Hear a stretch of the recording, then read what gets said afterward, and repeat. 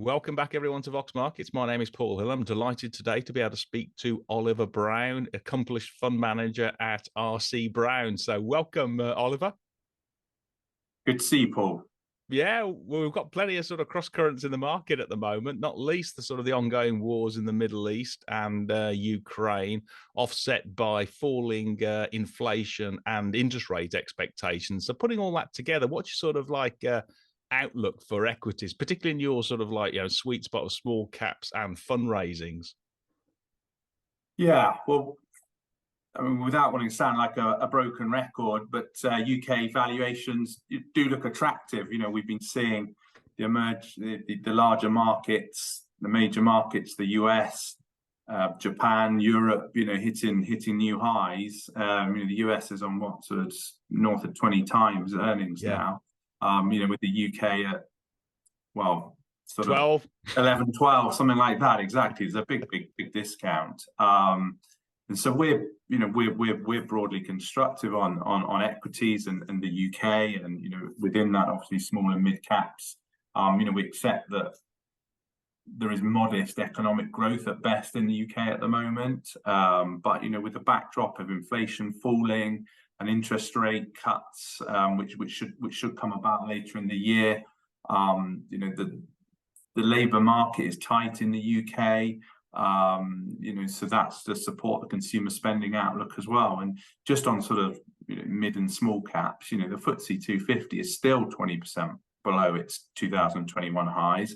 The AIM market, fell more than 40% from its 2021 highs. It has bounced, around about 10% as well. But there's an awful lot of catch up. As well. And one only have to look at the sort of corporate activity and the M&A activity that there's been over the last, just this year in the UK. If anything, it feels like it's picking up.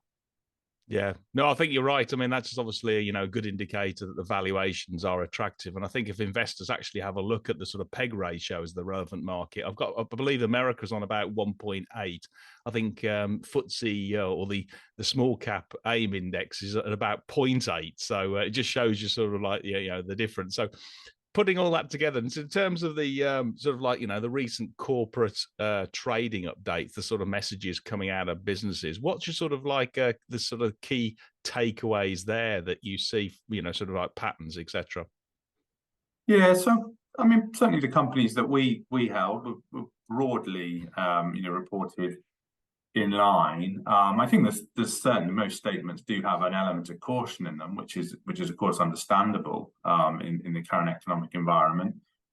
Just in terms of some of the sectors, the UK banks were broadly positive, and their results were taken well as they sort of set out their medium-term return on equity plans and some share buybacks. So they were taken well. A company like Reckitt Benckiser was a negative, sort of some negative like for likes, only relatively modest downgrades, but actually the share price performance was quite weak. I mean, we hold that in the fund, and another one certainly that disappointed was XP Power as well. That came up quite sharply, but broadly, the statements and the updates were in line and reasonable, with some cautious optimism as well in some elements.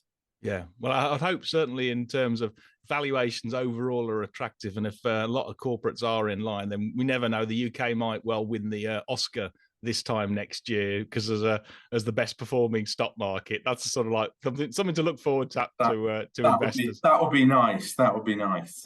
After last night, anyway.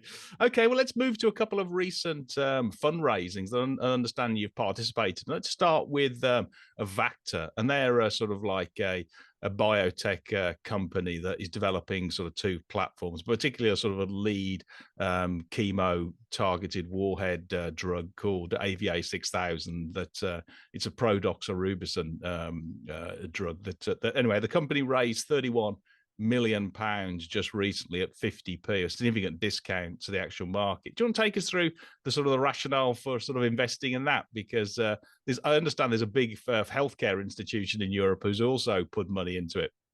Yeah.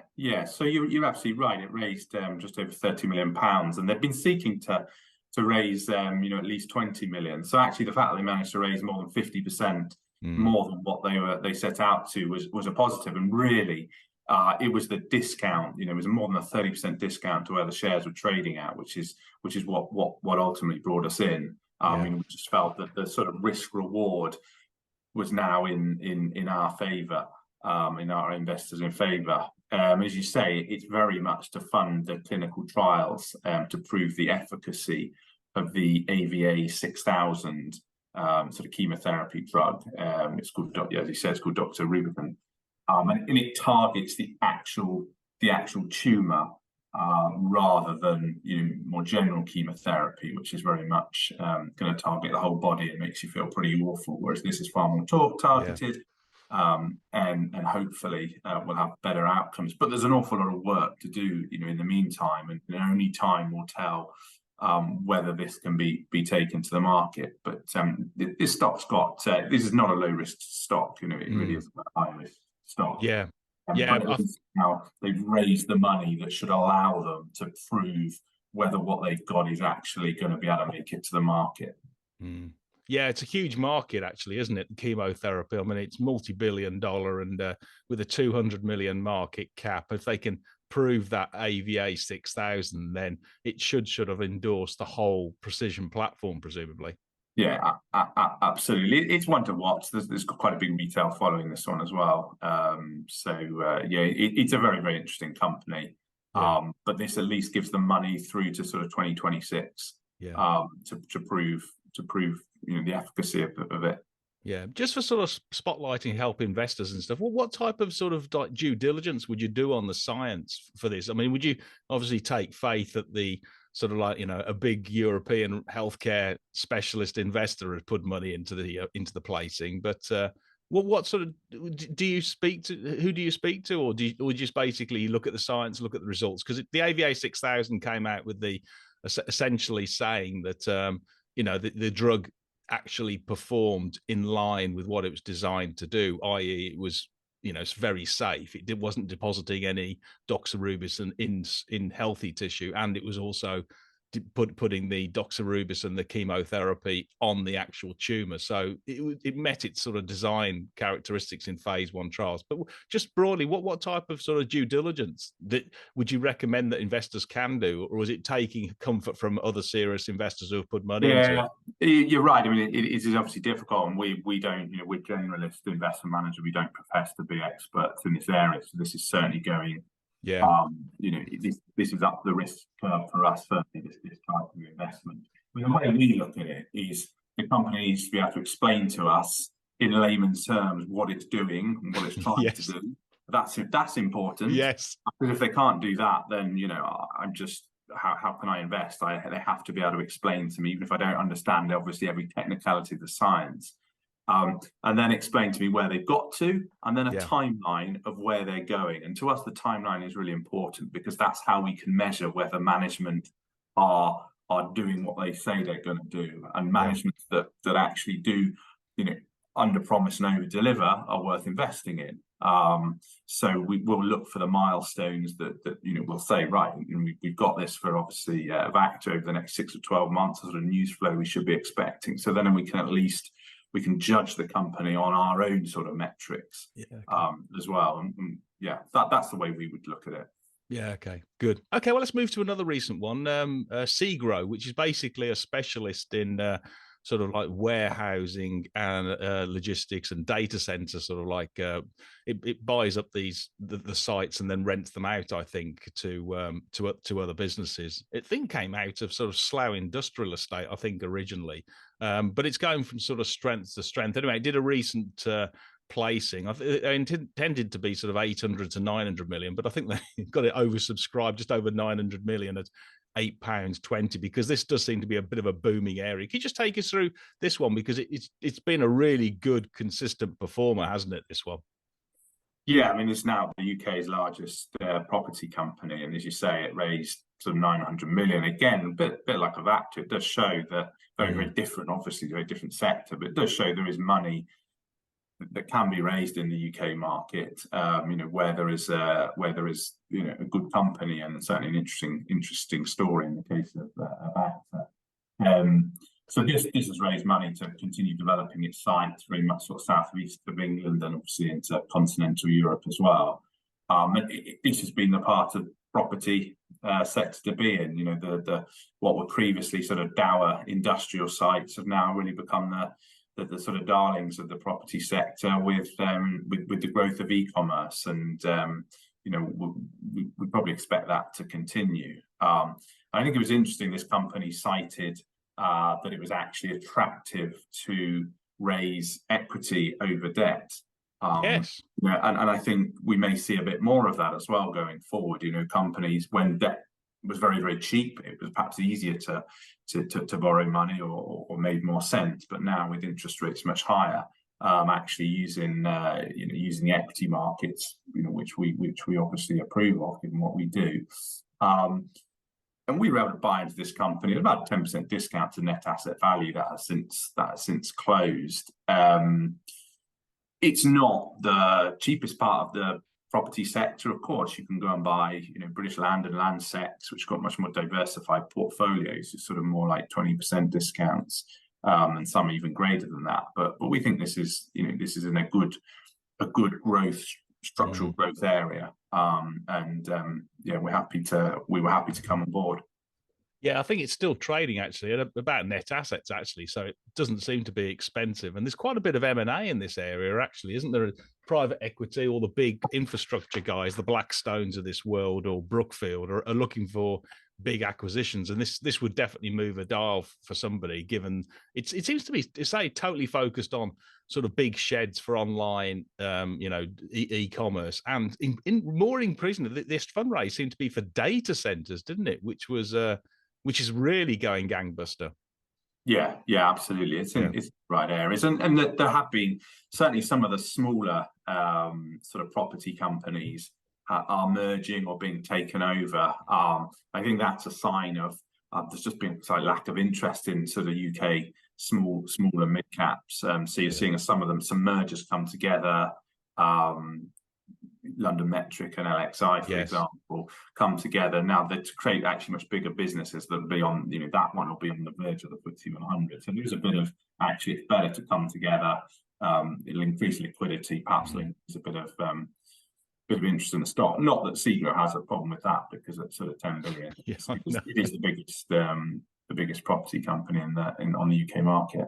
Yeah, well, you've done pretty well out of the shares, I think. Even just since the October low, it's up sort of like 30-40%, I think. So it's pretty good. Okay, well, let's move to a sort of like slightly smaller firm. It does sort of SMS and carrier billing payments. Fonix Mobile, that has a bit of a dominant position, I think, in the UK, and has started branching out abroad into Ireland. What surprises me is this sort of like, it's been the technology, it's sort of like, mobile phone billing has been around for years, and so I'd have expected it to be fairly sort of moribund growth, but actually it's still delivering around about 15% like-for-like growth. Well, could you just talk about the latest thesis on this one, because it seems to be something that people keep missing in terms of, you know, being a really good ongoing performer.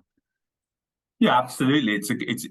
We've held this since IPO. It's been IPO'd a few years ago, and it has proven to be a really good quality investment and a good quality payments business. And I guess if you look at its customers, very blue chip. You've got the likes of ITV. So if ITV are running a competition, people phone up, or also when there's sort of donations, so the likes of Children in Need or something, you might see the thing flash up on your screen going, you know, donate £10. And what you need is you need a really reliable partner for that. You can't have people not being able to get through or not being able to give, because they'll just give up. So I think that's really benefited. It's not necessarily the most cutting edge of technology, but it's very reliable, very trustworthy, and they have obviously expanded into Ireland, relatively small market. You've been able to basically run that from the UK successfully. And what the market really is now interested in, the management said they are looking at other geographies to go into. And that obviously comes with potential upside if they go into new markets and be successful. Obviously, there are some risks as well, because it may not be simple if let's say they go into continental Europe. There's language, there's perhaps some cultural differences as well. So that's something to watch out for, and we're really waiting to hear from management as to their next step. I mean, in the meantime, it's no longer a sort of a cheap stock. It's sort of low P's, but it does pay out most of its revenue, most of its profits rather, in dividends as well. So at least you're getting a sort of 3.5% dividend yield on it. So it's one for us. It's one to watch. Happy to hold it. I would have thought actually there aren't that many players who can compete with the scale of this business in the UK, and therefore it's got that economies of scale, the networking side. It's the go-to provider for this sort of stuff, I guess. Yeah, exactly. And I don't think if you're dealing with the incumbent mobile phone operators as well, they don't tend to be the quickest of movers. So I think they're likely to, they're so embedded with them. I think it would be pretty hard for someone else to come in and sort of take their lunch. Yeah, I think that's the understatement of the year. That is they're not the fastest movers. Yeah, certainly not BT anyway. I'm a customer, so I know it. Okay, let's move again to another one, which has been a sort of like a bit of a sort of thoroughbred in sort of technology services, a Microlise, but this one's in telematics, and I think it does sort of like delivery vans for sort of like Tesco's, but also trucks and basically logistics and stuff like this. I thought it'd be really quite a competitive industry, but again, it seems to be beating the competition. Organic growth, 12%. And it's expanding abroad into Australia. Do you want to take us through your latest on this one? Because I would have said telematics is a tough industry, but this one seems to be doing really well out of it. Yeah, and actually, what you see from this company is it's got a very, very sticky customer base and a very good high quality customer base as well. I mean, it's very blue chip. You've got the supermarkets. It deals with, I think, most of those. And its biggest customer is JCB. So pretty much every JCB that is put out on the road will have their telematics sort of built into it. Well, I've never seen a JCB on the M6 actually. So maybe on the hard shoulder, but digging it up. Exactly. So we've this floated in 2021, and actually it's done pretty well since then. I think the challenge, for the business really is to try and increase its margins. It does get a bit of pushback on that because it does need to, once it's got a customer on board, it does need to upsell them to some of the more advanced systems that they have. But they don't really lose clients, which is very good. So their revenue is very there's great visibility on that, and it's trading on what sort of sub 3x sales, profitable. It's got cash on the balance sheet. Yeah, 1.7 times forward sales actually. Exactly. Yeah, there you go. Sorry. So yeah, sub 2x. I mean, that is not expensive for this sort of business. So where you really can, the visibility, you can really see. And they have had some headwinds over the last couple of years with the sort of whole chip shortages. Did prove a problem for them in their ability to actually make more products. And even just like the HGV driver shortages was a problem for them because they had customers who were really kind of just focused on trying to get new drivers into their businesses rather than perhaps think about the telematics side of things. So with those headwinds sort of passing, I think actually that the business is pretty well placed going forward. Yeah. Who do they actually compete against then? Is it? I mean, there's a small company called Traxis, which is listed, but they're not in. They'll tell you they're not. They overlap with them, but they don't. They don't sort of directly compete with them on all levels. Yeah. Okay. All right. Okay. Well, let's move to gaming, but in the technology side, Team 17. Now, this one's a bit, but sort of the other side of you scratching your head because we've had all those stocks which have gone upwards to the right, sort of stuff. Now, one which has obviously been, it was a pandemic darling. I think it was listed probably 3 or 4 years ago. I can't exactly remember. When everybody was in lockdown, everybody was on their mobile phones, gaming, etc., and it was booming. But since then, over the last 2 years, they've had a couple of profit warnings, but the whole sector has sort of like become less popular with investors. You can take us through your latest on this one because it came out with a pretty tough sort of profit warning round about the end of last year. The shares have bounced, and it's sort of like your thought process in terms of how you dealt with the sort of like the trading update, the profit warning, and why you sort of held it through. Yeah, no, of course.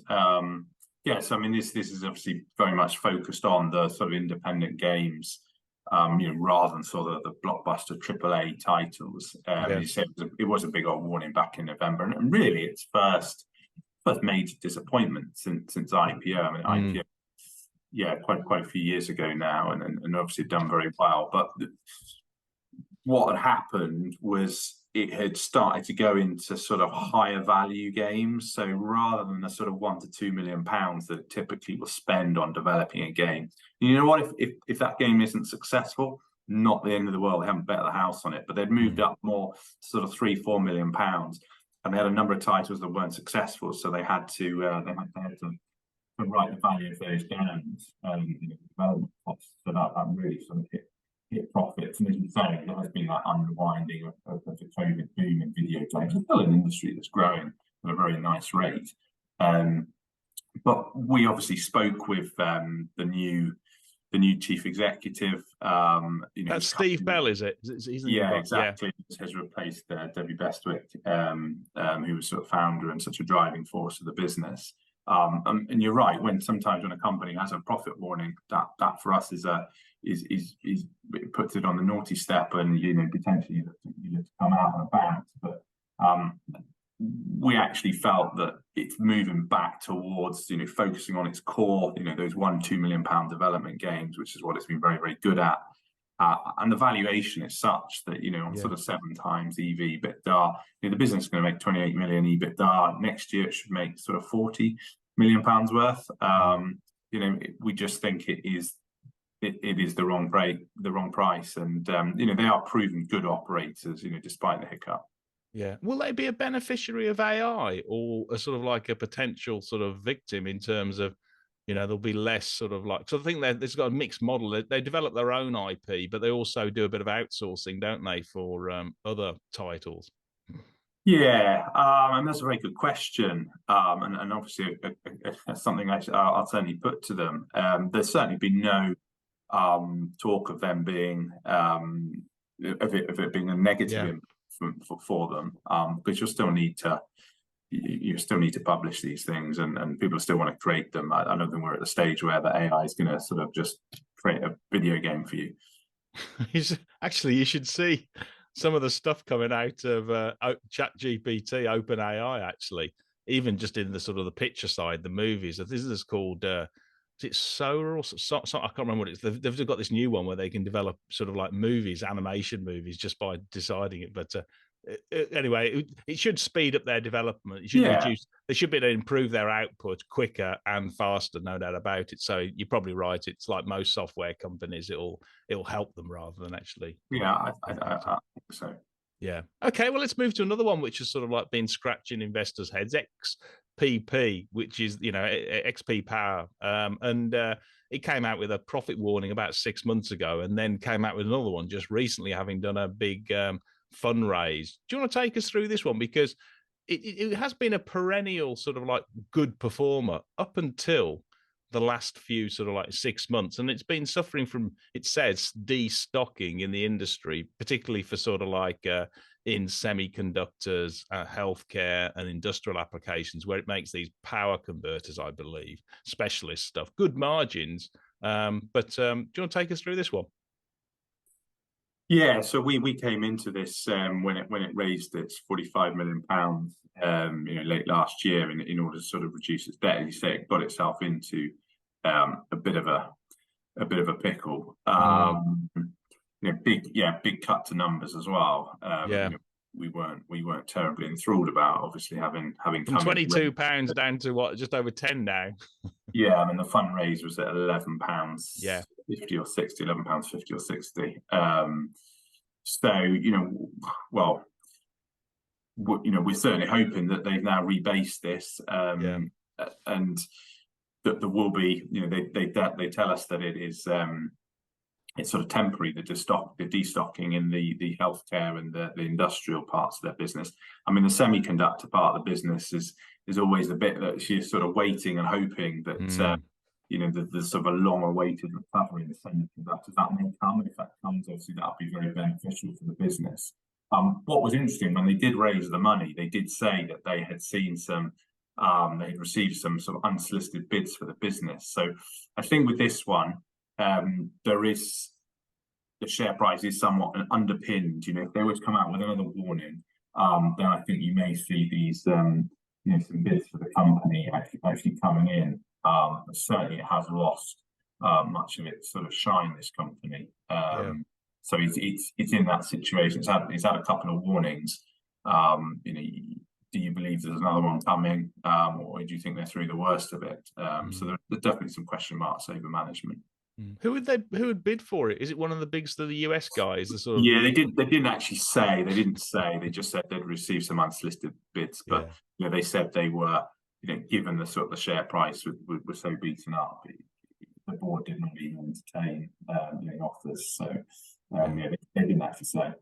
Yeah, you'd think probably something like Eaton in the States or Schneider Electric or somebody like that might be, but because you're right, the margins have always been pretty good given these sort of like, high value items.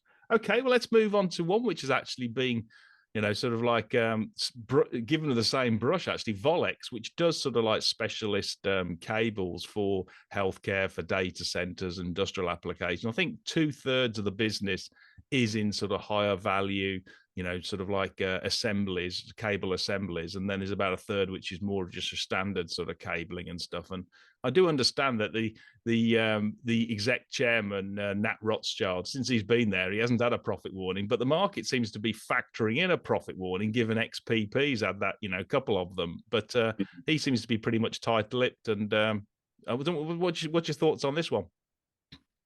Yeah, so this is another one that we came into sort of last year. It raised about £60 million to fund an acquisition in Turkey. Yeah, that's right. Yeah, and I mean it's lower. It is lower margins than XP, but it's got much lower debt. It's sort of sub 1 times. The P is not vastly different to XP Power, and you have to say with XP there is some doubt over over the EBIT earnings. And I think with Volex, we will we'll look to see potentially a few more sort of bolt-on acquisitions. So I mean, if you put XP and Volex together, I think as there's higher risk, higher reward. I think with XP Power, but if you want the ability to sort of sleep at night, then Volex would be the safer bet. But it's still in a sector that can. The visibility of their earnings in this sort of sector can be an issue, but we're certainly happy holders of Volex, and Volex is a name listed company as well, so it can go in our AIM-HT portfolios as well.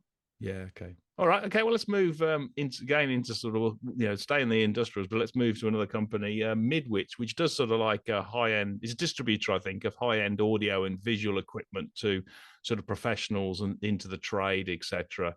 Do you want to take us through this one? The margins are pretty slim, sort of like gross margins at about 17%. But I think it looks to be a good, solid business, this one. Yeah, so we've held this since IPO. As you say, it's the margins are not great on this business, and never going to be wonderful. But I guess for a global distributor, it's doing high-end sort of audio visual equipment. So I know one of the Formula One teams uses them for their displays. So if you want sort of high-end kit sort of moved around and set up in the world, and this is one of the companies that does this. Again, it's quite an acquisitive business. It bought a company in Canada last year, so increasing its exposure to North America. It's already got some business in the US. And actually, this is the example of a UK company that has grown, since its IPO, has grown geographically very well. And now a majority of its sales actually come from overseas. We have got some results next week. Right, okay, big point. We'll be looking at them very closely. Just to make sure there's not a softening in the market, because the shares have been a bit soggy since the last fundraise last year for the Canadian acquisition, but it does have a little bit of debt because it's quite an acquisitive company, not huge amounts, but it does have a little bit of debt. You look at the sort of PE ratio, it's sort of sub 10 times, got dividend yield 4%. They've been good operators, since they floated. So it's one to watch, and certainly next week I think we'll have hopefully greater confidence. Yeah. The I was trying to think of the Open AI. You might want to have a look at it. It's basically a generative AI application from from ChatGPT called Sora, and on their website, I don't know if you've seen it at all, but they. Yeah. That's right. I did see it. It sort of flashed up, but when I was trying to get familiar with ChatGPT. Yeah. Okay. All right. Okay. Cool. Well, let's move to another one. We've got Strix, which is the sort of the all things kettle controls, etc. But also bought a company in water, sort of like basically hot water and cold water for office filtration systems called Billy as well.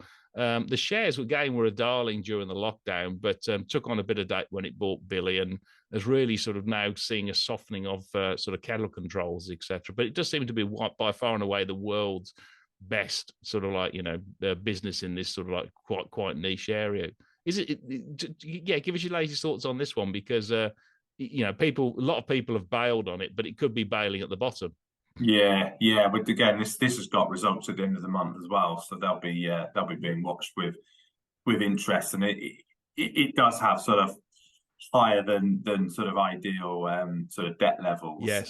Since that acquisition of Billy. But actually that's been a cracking acquisition. That's grown at sort of double digit revenue. And there's also got the water filtration side of the business that's going quite well as well. But you're right, the difficulties have been in its core market, the sort of kettle controls, and it's the world market leader in this. More than 50% of it's got more than 50% market share in kettle heating controls, and it has been quite a long, protracted downturn. And they did say when they last updated there were sort of signs that that things are improving, but demand is still rather lackluster. So this is one to watch. Again, it's not, as we stand, it's not what you call it's not sort of low risk in terms of investment because of the debt, but they have stayed within their covenants, and they are paying down debt, and assuming the likes of Billy still continues to trade well, which they really bought for a bit of fun, that did. So yeah, I think it's one to watch. Probably, certainly for us, we're not looking to add to the position until we've seen the results at the end of the month. Yeah, the net debt to EBITDA is just below 2, isn't it? And it seems they pay it seems to be the 4% dividend yield, and you would suspect that may be at risk if they're paying debt, if they want to accelerate that sort of like debt reduction, I guess. Yeah, well, they cut the dividend, but they actually said, and they cut the dividend, and this is when their debt was more sort of 2.5 times, and their covenant was 2.75. But they actually said, look, we're confident enough in what we're doing and what's going on that we're still prepared to pay a dividend. So that was actually a sort of a sign of faith. So they will look pretty silly if they then have to cancel the dividend. But we hope not. But of course, nothing is impossible. It might go up, actually. You never know, because it'll take the less, take that risk, the balance sheet risk off. So it's one of those crazy things at the market. Is it a bigger negative by having elevated debt than actually losing a dividend? And the answer, if I was a value investor, would be to get the debt under control and then get the business humming before you pay a dividend. Yeah. Correct. Okay, good. Well, let's move to it's sort of like counter-cyclical play. We've got FRP Advisory, which basically is a professional services company that does sort of like restructuring advice and insolvency, but also it does M&A and all kinds of business consultancy services. Did a little sort of bolt acquisition actually in the Isle of Man this morning, and I think the shares are trading at about 114p. I saw Singers had a note out this morning. They put a target price of 160. So what's your view on this one? Yeah, so this is a bit of a head scratcher, actually. You would think that, in the current sort of difficult environment, they're getting lots of inquiries. There's lots of work going on for, companies that are needing advice on administration and obviously some liquidations as well. And, the administrations are sort of approaching sort of pre-COVID levels again. And, say the higher interest rates and economic environment should be a good backdrop to this company. And it's grown its sales at double digits, so that the shares have derated, and particularly again this year, they're now trading on a P of sort of 12 times. Yeah, that's right. Sort of 8 times. And we never buy companies because we think they're going to be taken over, but it just feels that this is the sort of business that could attract some interest from whether it be private equity or elsewhere. Just because the valuation is a little puzzling. I can't really put my finger on why they're trading down at the levels they are, but we're certainly happy holders of this one. Yeah, and dividend yield 4.5%. It's got a rock solid balance sheet, actually, hasn't it? It's got about 12 million of cash. So there's exactly, and that allows them to to do these sort of modest bolt-on acquisitions. I mean, the one today was very modest. It's not going to move the dial, but a small Isle of Man business. You raise a really good point, actually, because sort of unbundling some of these, you see sort of like crown jewels, and we'll move on to another one, Marlowe, which is basically a sort of like a it does governance and compliance. It's a governance and compliance sort of consultancy, but largely sort of in regulated areas. It's really quite specialist, and they did a buy and build strategy, built the business up, was doing really great, and then the shares had a bit of a profit warning, I think, at times. So the shares fell off, and then they did this real monster disposal about 3 or 4 weeks ago, which just realized so much money, about 400 million pounds, of which they're going to push some, they're going to pay off all their debt and also put some money out into shareholders. Can you give us your latest view on this one? Because it does say, because share prices have come off so much, to somebody else, valued for maybe even just private equity, which I think was the case here, or a trade buy, you can suddenly get a huge, effectively, a premium or monetization of some of their asset base. Yeah, and actually you're seeing this a bit in the market. Yeah, so some companies, of course, are being taken out, bought in their entirety, but others are realizing that they've got parts of their business which are just not being valued by the market, and so if they're able to sort of hive them off and get a good value for that, then they're doing it. You saw Global Data do it as well. Yes, that's right. Christmas. So these guys have been one of the most acquisitive companies I've ever seen. Marlowe actually regularly raise money in order to buy some more businesses, and had moved into sort of the higher margin sort of compliance software side of things and employment law, but ultimately they felt that the value of their business was so lowly that they needed to do something significant about it, and they got an offer from I think it was from Inflection, the private equity house, which, as you say, paid over 400 million pounds for 40% of their group EBITDA, which was more than the entire market capitalization of the business. Crazy. The announcement. So with that, they're able to pay down all their debt, because the business did have a bit of debt, and they're going to return 150 million pounds to shareholders. So you're left with most of the old part of the business, which is some of the testing, water inspection, and the compliance part of the business. So we think there's actually probably still more value in this business. Once the returns are made to shareholders, and they're left with a pretty solid underlying business, debt free. So it'll be interesting to see where they go from here. Yeah, I mean, the balance sheet is absolutely rock solid now, or it should be when that actually completes and that disposal. And given even after that disposal, it looks like they're trading less than 13 times, PE with a really rock solid balance sheet. So it's certainly not expensive. Okay, well, let's move to Johnson Services, which I think came out results last week. They basically do the renting out and sort of like laundry for workwear, clothing, etc., for businesses. So things like catering, leisure, and blue collar, etc.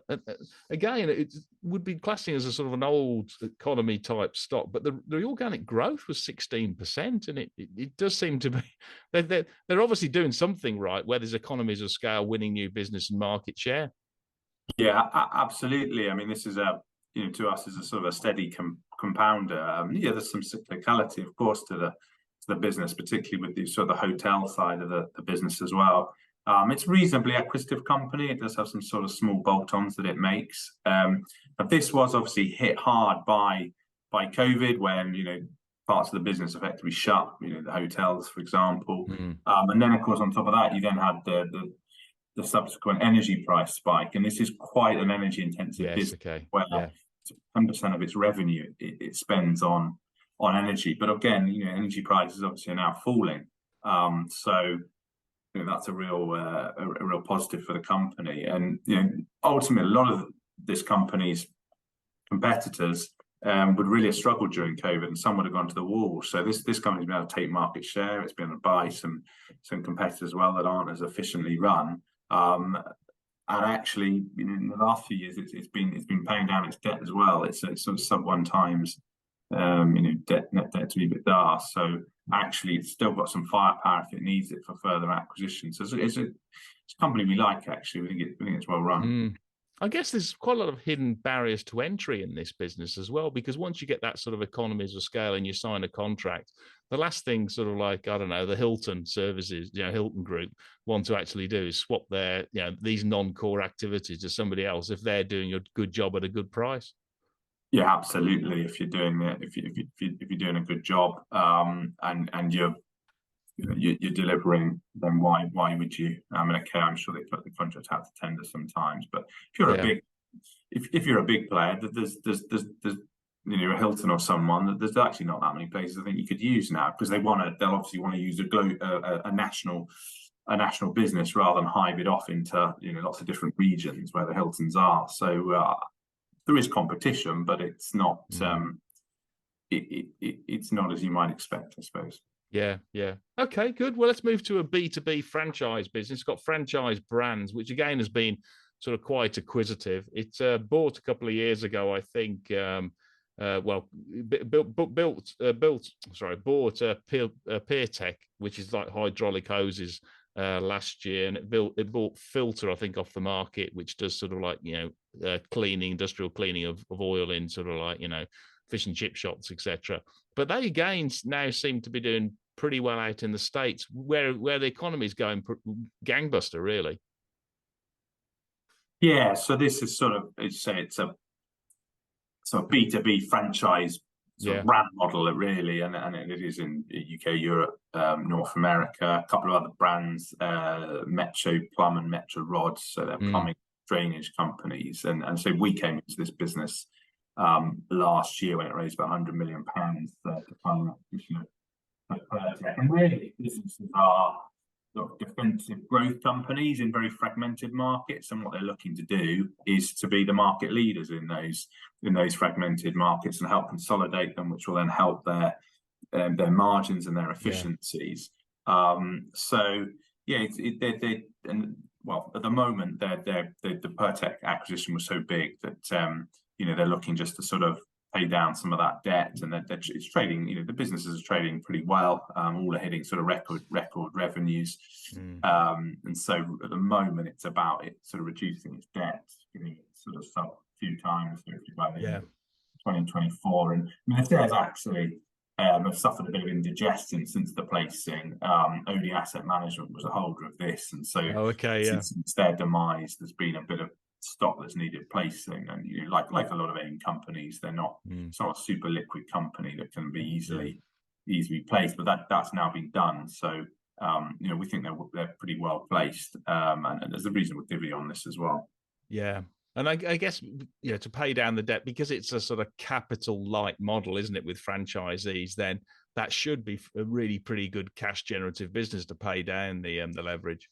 Yeah, absolutely. They'll pay that off fairly quickly, and no doubt they have other acquisitions that they'll be looking at. But I think given the size of the PeerTech one, they're just needing to let that settle in and let the market settle in as well, because the shares have been had been a bit soft, I think, for more structural reasons, rather than doing anything wrong. As I said, the OD situation needs to unwind. Yeah, well, let's move to another sector. Let's go to sort of like building products. And this is one area that broadly has been a bit of a head scratcher, because you've had the house builders, certainly from the October lows, saying they're seeing, better sort of like mortgage applications and better footfall into their sites, and they're feeling a bit more optimistic. But the building products sector hasn't really bounced. We've got one here, Lords Group Trading, that I know is also sort of like, reducing its debt as well, but it trades at, ridiculously low valuation, round about, well, actually it's about 11 times, but it's sort of like has done a bit of a, sort of bolt-on acquisitions, etc., run by an entrepreneur, Shankar Patel. Can you take us through your latest on this one? Because it's sort of like a buildings merchant, which is similar to Travis Perkins, but also does heating products, and has moved into sort of like renewable energy or energy efficiency heat pumps and stuff like that for domestic properties. Yeah, I mean, it's as you say, it's quite south of the east of England focused business. Really does pride itself on on customer service. I think that would be its USP, because ultimately, what's to stop you going to, I don't know, Travis Perkins or something like that. But you're right, it has been a bit of a sort of head scratch. Construction has been a really difficult area to be in the last last couple of years, and the last trading update by Lords did say that trading was pretty muted, but these shares are off their lows, and I have to say I think it's a good stock to be in for when the recovery comes. As you say, they're not expensive. It's paying you about 4%, so you're paid to wait. And as you say, it's got an entrepreneurial management team. So this is a small cap. It's quite hard to buy stock in this, actually. Probably as well, but sub 100 million market cap, but a good one to tuck away, we think, especially for our sort of AIMHC clients. Yeah. I was actually, I interviewed Gervase Williams of Premier Miton in January, and he said it was one of his best recovery shares for 2024, and you can see why. That was what he mentioned, that about when it was 40p. So he's done all right since then, I think, as well. Yeah, they're just over 50p now. So that's right. Should go higher, really. Yeah. Okay, good. Well, let's move to a slightly bigger company, SigmaRoc, but it's still in building materials. Largely, it bought this, made a sort of €1 billion acquisition of CRH's European lime and limestone assets, I think. And do you take us through this one? Because, again, probably a similar sort of story. The whole sector has been very badly, sort of like sentiment-wise, hit. Yeah, and then this one, again, quite an acquisitive company. It raised a couple $100 million, as you say, to buy the assets of the lime and limestone assets, in particular of CRH. And this actually makes it the leading player in Northern Europe now. And we do like it when a company raises money and does a transformational deal. This should double its profits over the next couple of years or so. So we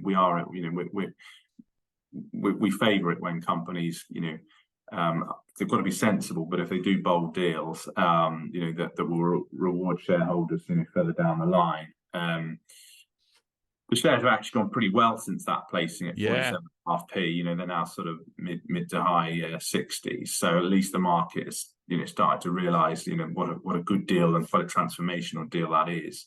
Again, it's taken a little bit of debt, so they'll need to pay that down, and they are forecast to do so. But again, like Lords, it's an area of the market that is pretty lowly valued, and recovery will come. Construction recovery will come. It's a matter of when, really. So patience. Yeah, exactly. And I think if the end customers, the builders, etc., are seeing better traction, and of course something like SigmaRoc as well will be a beneficiary of all things infrastructure, I imagine, things like roads, rail, HS2, water, and all this sort of stuff. So it's got more than a few sort of demand drivers, I imagine. Yeah, and it plays into, it's got big European as well now. So. Yeah, well, you imagine what it's going to be like when the Ukraine war finishes and it needs to be rebuilt. So it's going to be massive. Billions upon billions, sadly. But yeah. Okay, well, let's move to house builders. We've got Springfield Properties, which is much smaller. It's sort of like a specialist in Scotland, and it's taken on a bit of debt, which I think it's trying to actually remove. It does sort of like, normal private sales, also gone into affordable and to social housing, and has got a big land bank as well, which I think it's starting to sell. But it's by far and away the cheapest house builder on the market, and I think it trades at roughly around about of net assets, well, 20% discount to net assets. Yeah, at least. I mean, they Yeah. have bounced off their lows. I think at one point it was trading at sort of 0.4, 0.5 Yeah, times. that's right. Yeah. Yeah, and you compare that. I mean, for us, that's the story really. Is the valuation, the anomaly, relative to others, albeit much larger in the sector. You saw Redrow being taken over sort of 1.2 times book value, and that to us isn't a rich valuation. What the company needs to do, and it's been well flagged, is its debt did get rather too high for the market's liking, especially when interest rates were going up following a couple of acquisitions, and debt peaked at over sort of £90 million. The dividend went. But it does, as you say, it does have one of the largest land banks in Scotland. So they have been selling off sort of bits of that and chunks of that to bring debt down. And actually, the prices they're getting are good, and they're certainly above what their holding value. So there's no concern that they are having, it's a fire sale and they're having to sell things at below the market value. So the target is to bring the debt down to about 55 million, hopefully by the end of May. So we'll be hearing from the company, I think, fairly soon. Pretty sensible management team. They do tend to get on the front foot, because it's been a really tough place to be house building with the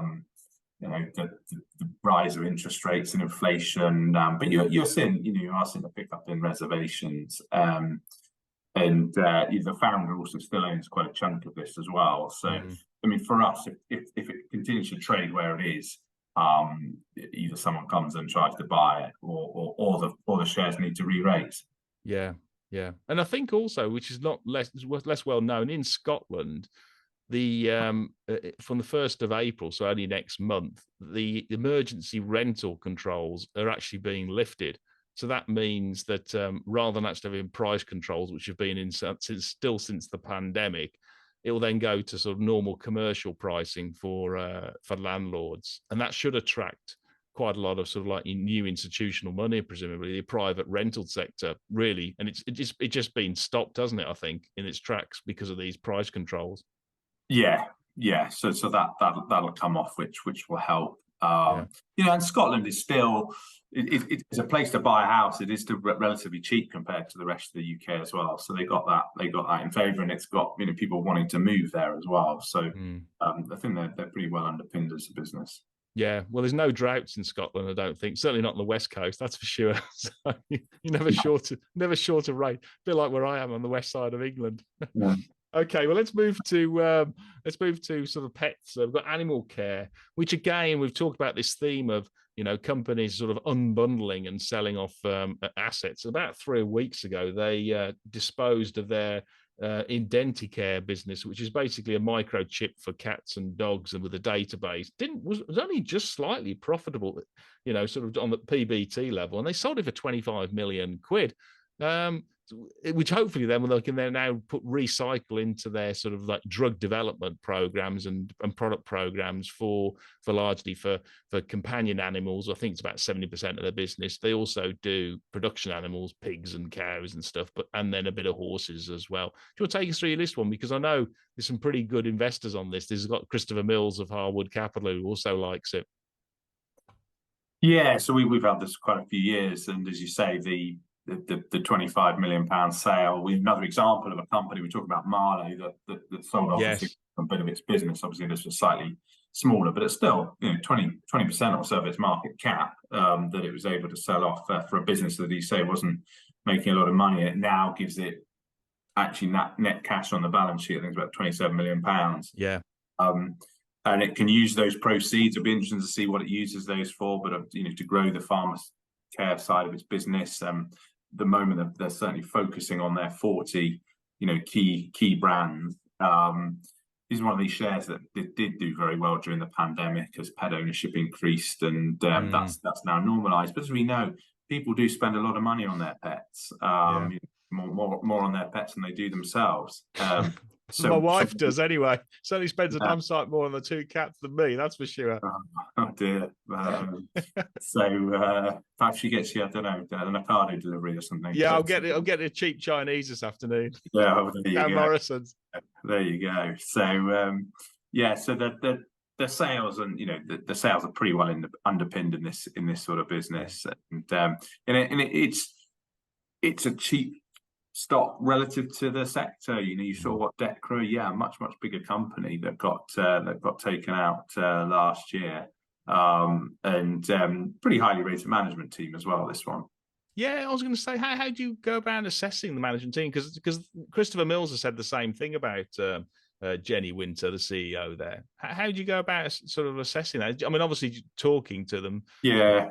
Exactly, and that's really important. And with small businesses as well, small companies, you because they don't have they're unlikely to have as many moving parts as some a big company like a bank or something can be very difficult. But really, it's about a management team that you first meet them, and do they give you a realistic view of the business, and do they then deliver on that view? That for us is so important. Companies that are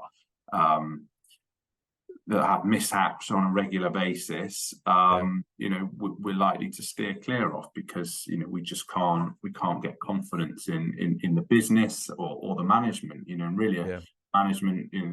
I think I've said it before, but under promise, over deliver. It would be our mantra, and what we'd recommend that the management teams don't try and over-egg things too much, because we all know that things do and can go wrong in the business, and not everything goes perfectly. But a management team that is pragmatic and sensible and does what they say they're going to do is very important. Yeah. Okay, well, let's move to another share, which again I think has got a very entrepreneurial sort of leader. Let's go to Supreme, which basically does the sort of distribution and manufacturing of FMCG products, but particularly sort of vaping, lighting, batteries, sports and nutrition in the UK. Very lowly valued, because obviously there's been a lot of regulation going into the vaping area. The government has decided to ban disposable vapes, which is coming in, I think, in about 12 months' time. And also just recently, I think they've decided, in the budget last week, they decided to put a tax on vaping devices. But they've still been announcing, had a big profit upgrade only about a month ago. And the shares, I mean, they've improved a bit of late, but they still only trade at less than 7 times PE. Just started pay a dividend of about nearly 4%, 3%, and they've gone for a share buyback as well. Do you want to take us through, sort of your latest on it? Because obviously we've got a lot of regulation put into the sector, and it's had a lot of sort of negative press, but it seems to be more than priced into the shares. Yeah, I mean, as you say, the shares have been quite volatile as a result of the regulation, but hopefully now we can start to have a clearer picture on this one. And the vaping of this business, has grown really quite significantly. When it first came to the market, it was very much about its sort of battery and its lighting division, which are kind of the steady eddies of the business. Vaping is near enough 40% of sales, I think, currently, and they've always been a responsible company in terms of, they were early adopters of changing their packaging, making sure that it's less attractive to children, to keep them away from vaping. Actually, the sort of banning of disposable vaping, the company's belief is that that's not going to stop people vaping. They're still going to. Yeah, agreed. They're just going to go over to reusable ones. So actually, you might see a little bit of an uplift in sales in reusables, which these guys will obviously benefit from in the short term. Obviously, we now got a little bit more clarity about the vaping tax in last week's budget that'll come in. And I think for us, the story around the vaping, and the concerns over its regulation, I don't think they're ever going to go away. So, the same way tobacco companies. So really for us, it's going to be the ability of the company in the management team to grow its other parts of the business. It's so that vaping is, yes, it's going to be an important part of the business, but perhaps isn't so important. And you've got the nutrition and the wellness part of the business that's growing well. Wouldn't be a great surprise if they moved into new areas as well. Yeah. And in the meantime, as you say, it's trading on what, sort of 7 times, and pays you a dividend yield as well. So the shares do look mispriced. I mean, I don't know, but if you push the clock forward 3 to 5 years, and the political spotlight moves away from vaping, I think this will become very much a sort of like, the same things with alcohol and with other these type of products, and it will just re-rate, because it's nicotine is not tobacco, and it's one of those things that people want, like drinking, people want to do, and rather than being priced at sort of 7 times PE, it should be priced at significantly higher. But hey ho, we'll wait and see. Okay, let's move to all things 10-pin bowling. We've got the number 1 Hollywood Bowl that I mean, it seems to do really good sort of affordable family fun, which still has a lot of longevity. People seem to be still packing all of its centres with these. Do you want to take us through this one, because it trades at a pretty good valuation, pretty cheap valuation, and one of its competitors, 10 Entertainment, I think, was just bought out by private equity. So what's your latest thoughts on 10-pin bowling in the UK? Yeah, so this has got over sort of 70 sites, and actually I was on a site visit last week to its newest site, which is in the Merry Hill Shopping Centre. So that's their newest one. So what did you score? Do you know what I scored 96, which I think is terribly good, but it was second out of our little group, so we'll take that. It wasn't a high performing 10-pin bowling group then. That was a few seconds. No, it wasn't. It wasn't. It wasn't. One guy got about 150, but he worked for the company. So okay, right, yeah, gotcha. 4 strikes in a row. So yeah. So what these guys are really good at doing is,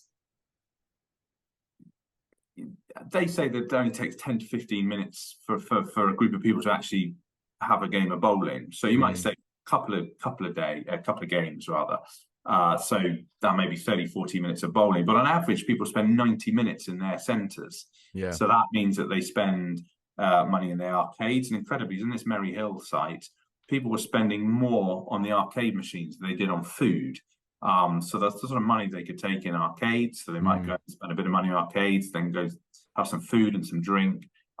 There's mini golf in some of the centres as well. So they are really good at capturing people's attention and spend for that period of time that they're in there. And as you say, it's very affordable, family entertainment, getting people out of the house, especially when the weather's a bit grim. And this business has traded well through the cost of living crisis. Stock's actually just gone into the FTSE 250, and management have got expansion plans still. They still think there's certainly another 18 sites that I think they're looking at, and they've signed up some of those. And interesting with shopping centres, frankly, there's less shops these days in shopping centres, so they're really encouraging the likes of Hollywood Bowl to move into their centres, giving them cracking deals, cracking rate deals on the rent, because that drives footfall as well. So you've also got this company went and bought a Canadian business as well. There's about 10 sites in Canada, which they look to expand. And there's some learnings that they can gain from Canada. The corporate market, for example, they were saying is pretty big over there, and it's something that they don't do a lot of in the UK. So if they can increase the number of sort of corporates, they've got these VIP lanes as well now. So if you go for a sort of work outing, actually the opportunity to get a bit of a higher spend is there. So plenty of levers I think these guys can do, and really good operators. Shares have had a good run, partly traded well, partly because of the 10 Entertainment, but still to us don't look expensive, and you've got some index trackers now that we have to buy it. Yeah.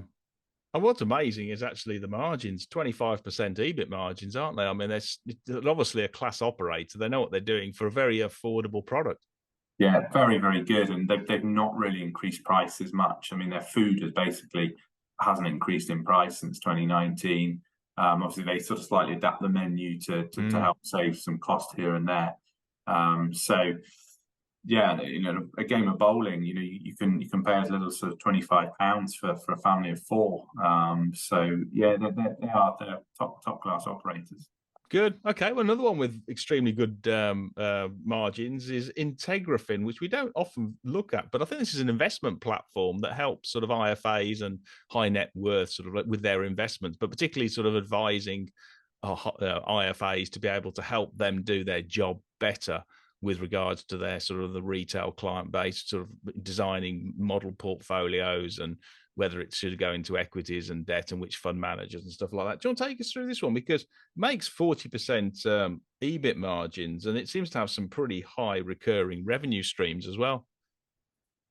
Yes, so they've got their investment platforms called Transact, which That's it. Would know around about 7,500 IFAs. I think about 230,000 customers. Been quite a tricky sector to be in. The sort of financials, alternative financials. With the likes of Hargreaves Lansdown and a few of the problems they're having. AJ Bell's share prices wise has not done so well, and you've got obviously the well documented problems at St James's Place. This business is still growing its IFA numbers, and ultimately, as long as their technology is good and remains good, and the IFAs can use the system well, then it's we know from our own business there's a lot of hassle if you've got to move all your clients to a different platform. An IFA is not gonna do that lightly. Yes, they'll lose a few when an IFA business gets bought and the assets get transferred out, but they're still able to grow the numbers, and hopefully for every IFA that joins them, then that opens their share of the wallet to their customers, and trying to get as many of their customers on their platform rather than the other platforms. And I think if you're an IFA, really, you do see IFAs with various different platforms, but I think it would make plenty of sense for them for an IFA at least to consolidate onto one platform, on a favoured platform such as Integrafin. This company's got cash on the balance sheet, it's got a 4% yield, and it feels like the sort of business, again, would never buy a company because we think it's going to be taken over, but it does feel like the sort of company that could interest private equity. Shares, if shares don't perform. Or a trade buyer. I mean, there's lots of consolidation in this area, no doubt about it. In fact, I've got a sneak suspicion. Is it California, or it was one big pension fund out in North America just did a transaction in this area just recently, about last year or something, paid a big number. I can't remember. Yes, you're testing my memory now, but and there's definitely lots of, because you're right. I mean, these are basically money making machines, isn't it? Because they're very sticky revenues, and it's just a matter of getting scale, reducing cost, and everything just falls down from the gross margin. Absolutely. Yeah. Okay, brilliant. Well, thanks very much for all the insights, Oliver. If somebody wants to invest in the RC funds or in your particular funds you look after, how best to do that? Yeah, so through our fund, the Primary Opportunities Fund, is available on pretty much all platforms as well. Certainly, if it was the AIM-IHT side of things, then it'd be best to come direct to us. So via our website, there's inquiries there as well. Good. Okay. Well, I think we've gone through some fantastic stocks there, so plenty of investors to have a good look through. And I hope you're right in terms of the UK being the Oscar winner this time next year, because it deserves to be, no doubt about it. So thanks very much, Oliver. Thank you very much. Thank you.